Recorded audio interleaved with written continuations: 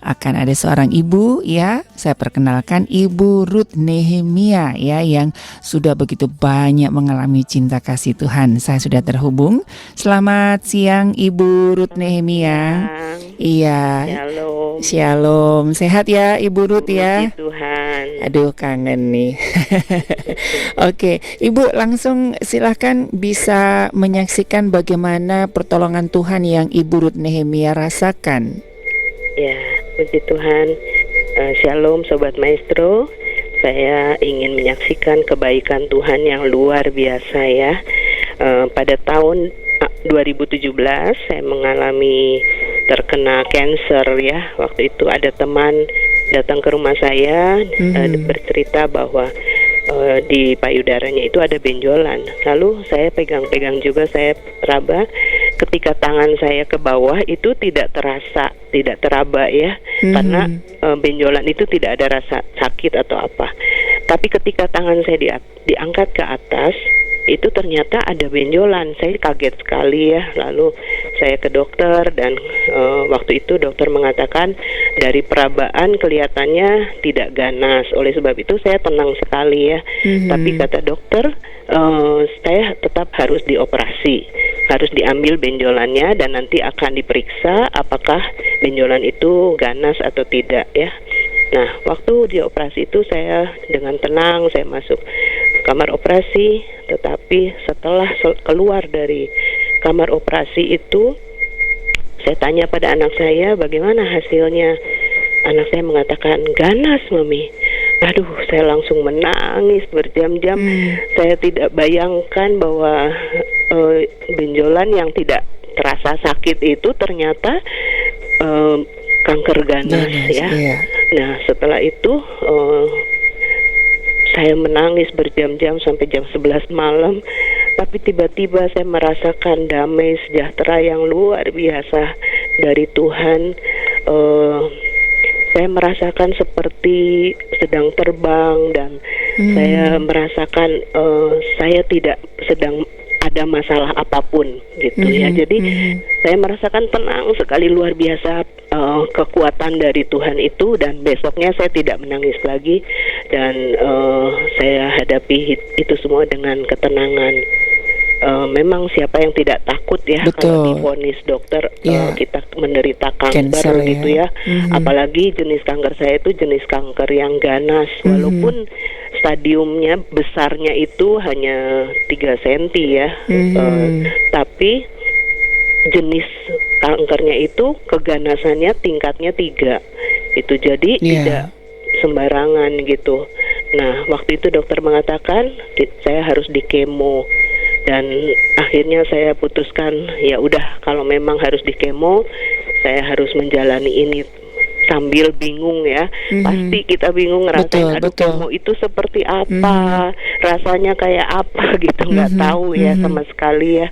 Tapi Tuhan itu luar biasa menyertai saya ya. Walaupun badan saya sebelum terkena cancer pun memang tidak sekuat orang-orang lain ya. Saya gampang lemah, gampang capek gitu. Tapi ketika di kemo itu betul-betul saya mengalami rasa sakit yang luar biasa ya. Jadi waktu di kemo itu karena saya tipenya keganasannya 3, maka obatnya itu bukan 1 macam ya, tapi 2 macam gitu. Dan ternyata badan saya itu tidak kuat menghadapi obat itu ya, karena seperti dibom gitu ya badan saya. Jadi waktu itu saya tidak menyangka paginya di kemo, lalu siang itu udah rasanya kayak mau pingsan, kayak wah udah nggak karuan, sedangkan di rumah itu tidak ada orang.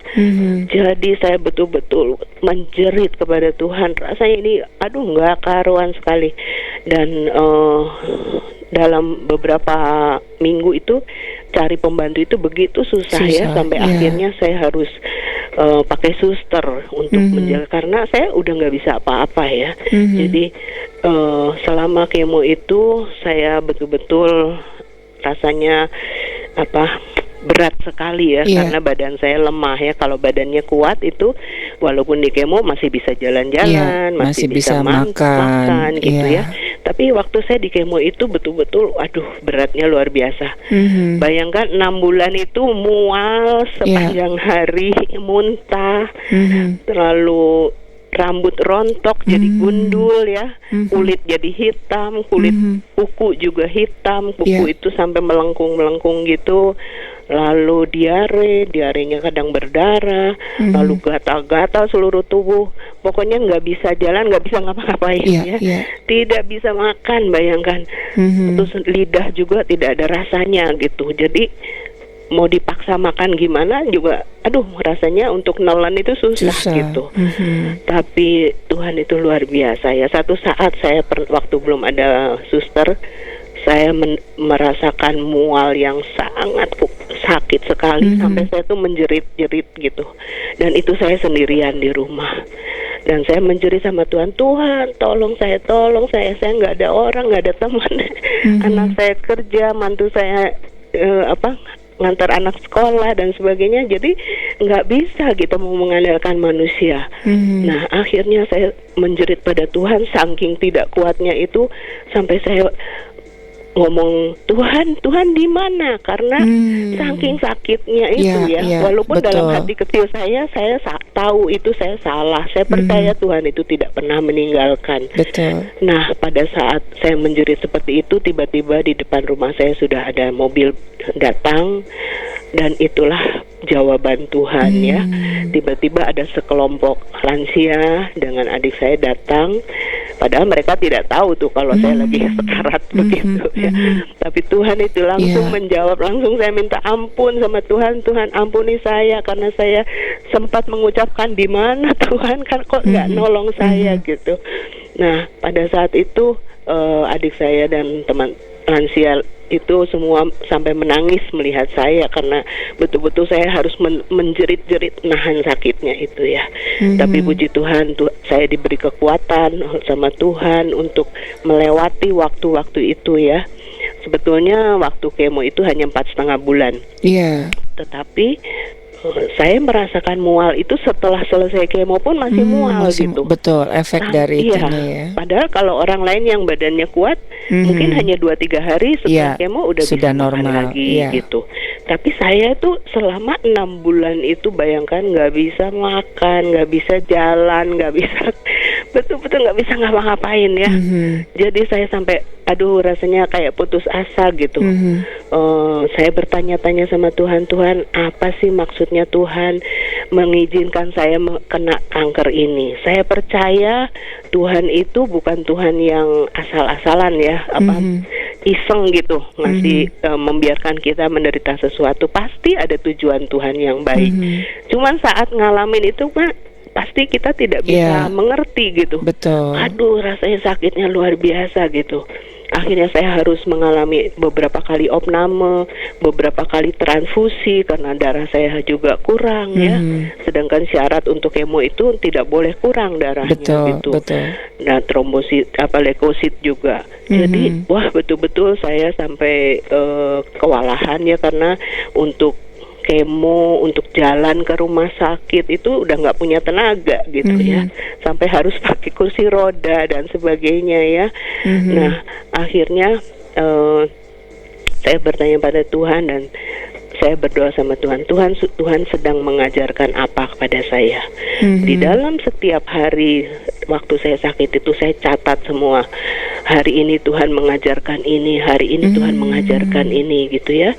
Dan saya dapat banyak sekali pelajaran dari Tuhan ya. Ketika ada teman-teman saya dari Jakarta seorang diri sampai sewa mobil hanya nengok saya seperti ditegur sama Tuhan, lihat orang lain tuh memperhatikan kamu sakit tuh sampai seperti itu gitu ya. Sedangkan saya kadang-kadang kalau dengar orang sakit, nanti aja deh nengoknya. Kalau nengok pun kadang aduh nggak enak ya, kita belum nengok gitu ya kan. Jadi bukan karena kita punya belas kasihan, tapi karena nggak enak saja gitu ya. Tapi waktu saya sakit itu betul-betul saya merasakan, oh orang sakit itu kalau ditengok itu benar-benar satu hiburan gitu ya. Betul. Nah, jadi saya lihat perhatian orang-orang begitu banyak, bagaimana setiap hari ada aja yang nengok gitu. Sampai satpamnya bilang, ibu tamunya banyak amat ya bilang.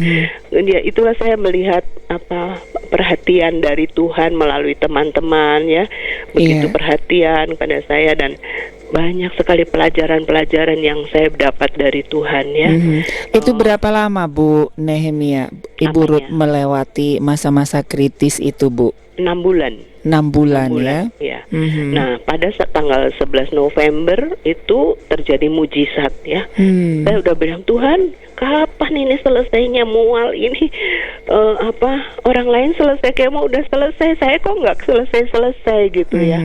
Nah, saat itu tiba-tiba saya lihat keluar rumah, lihat matahari, kok rasanya pengen berjemur gitu. Saya pengen jalan gitu. Terus saya bilang sama suster saya, yuk kita keluar rumah, kita berjemur gitu. Ajaib sekali, pada tanggal 11 November itu tiba-tiba saya mualnya hilang, lalu saya bisa berjalan sampai 200 meter. Ajaib Tuhan itu ajaib sekali ya. Padahal sebelumnya itu saya jalan 2-3 langkah udah nggak kuat gitu.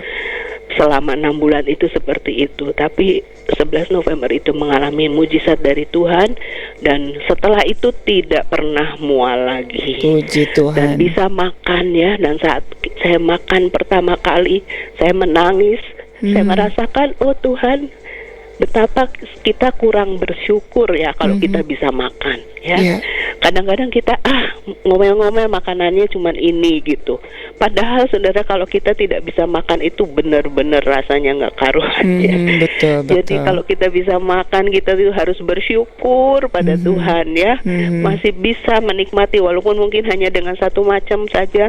Tapi saya kalau bisa makan itu lain ya gitu ya. Jadi saya merasakan betul-betul kalau kita sehat itu anugerah yang terbesar ya. Betul. Karena saya merasakan kalau sakit itu benar-benar nggak enak banget gitu. Nah, di situ saya banyak belajar dari Tuhan bagaimana saya harus belajar empati kepada orang sakit ya. Jangan kita masa bodoh gitu. Dan akhirnya saya mengambil keputusan kalau saya sudah sembuh, saya akan mengunjungi setiap kali siapapun yang tidak kenal pun saya akan kunjungi kalau itu pasien kanker. Dan saya kunjungin ke rumah sakit, menghibur mereka gitu ya. Dan juga saya terbeban untuk memberikan penyuluhan tentang kanker ya.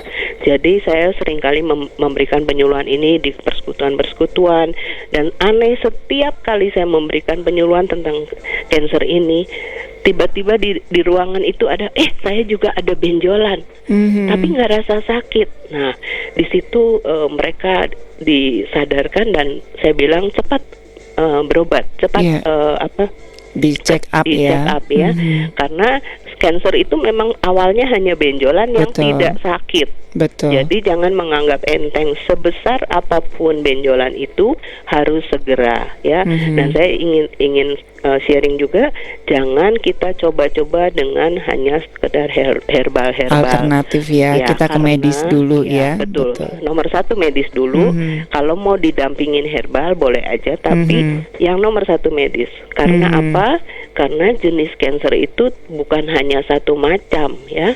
Saya dengan teman saya saja, Evi, itu yang sama-sama dengan saya itu beda tipenya ya. Kalau dia cukup dengan satu macam obat, saya harus dua macam obat. Jadi tipe kanker itu bermacam-macam. Jadi jangan menganggap remeh, misalnya wah ini udahlah saya nggak mau ke dokter, saya cukup dengan herbal saja. Nah itu ini saya bersyukur sekali itu. Ini sudah berjalan berapa tahun Ibu dalam sudah terlewati 4 tahun. Puji Tuhan, setahun ya. lagi saya lulus. Lulus dan Ibu Ruth sudah begitu banyak memberkati ya, dengan banyak ilmu begitu ya. Nah, aduh sayang Ibu, karena memang keterbatasan waktu, nanti kita undang untuk acara khusus nih buat Ibu Ruth Nehemia ya. Nah, buat sobat maestro yang suka ekoenzim kemarin-kemarin, terus juga keranjang, saya banyak belajar dari Ibu Ruth. Dan saya melihat pemulihan dari dari Tuhan yang luar biasa ya. Jadi rambutnya sudah tebal, kulitnya juga begitu, hebat lagi. udah mulus, udah layaknya orang nggak cancer begitu ya. Iya. Oke, singkat saja Ibu Ruth, apa namanya pesan untuk Oma dan Opa, senior dan seniorita yang siang hari ini bersama-sama kita di Maestro Golden Moment, Ibu. Iya, pesan saya kalau ada benjolan atau apa ya, jangan takut untuk ke dokter ya, karena kalau kita temukan dalam stadium dini itu lebih cepat. Gitu. Tapi kalau kita diamkan, nanti saja itu lebih berbahaya dan mungkin pengobatannya lebih berat. Iya. Oke. Iya, sekali lagi terima kasih Ibu Ruth Nehemia buat Sama-sama. siang hari ini. Kita akan ketemu lagi nanti ya di lain kesempatan. Oke, tetap semangat Ibu Ruth Nehemia, Tuhan memberkati.